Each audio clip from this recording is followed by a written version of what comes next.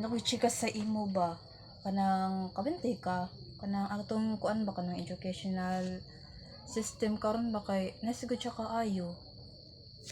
Bitaw no, naga-improve na ta karon, dili parehas sa paper and pencil karon pwede na e-performance, pwede na pud pinaagi sa technology. Bito grabe pud baya ang kuan sa technology kay nani mga kanang Google Classroom kanang basta daghan na kay siya kanang makabuhat na kag PowerPoint, makabuhat na kag Excel, maka video na ka. Basta daghan kay siya sa kuan karon sa kaning technology. Bitaw, grabe pud bayan ang tabang sa technology sa to, like collaboration, creativity, and also a fun learnings.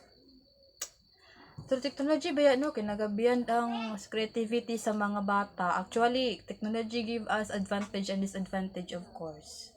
Sige daw, unsa man ang advantage o disadvantage sa technology?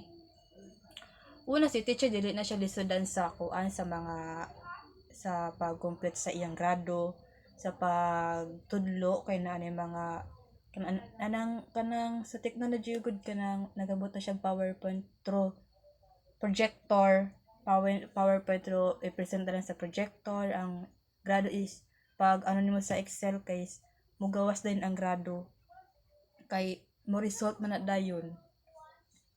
Sa education system pod nato gina-adapt o gina-integrate napod ang technology sa ato ang education. Sa una, si teacher centered karon student centered na og gina-enhance pod ang skill sa mga bata through technology.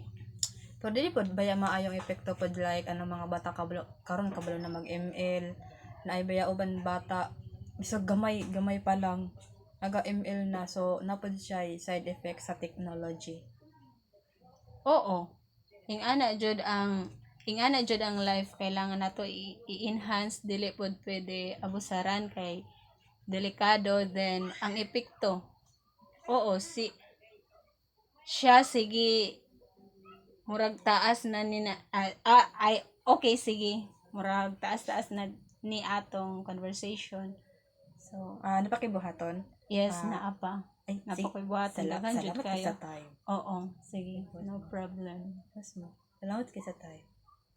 Sige, Welcome. sa ako no. Sige, bye.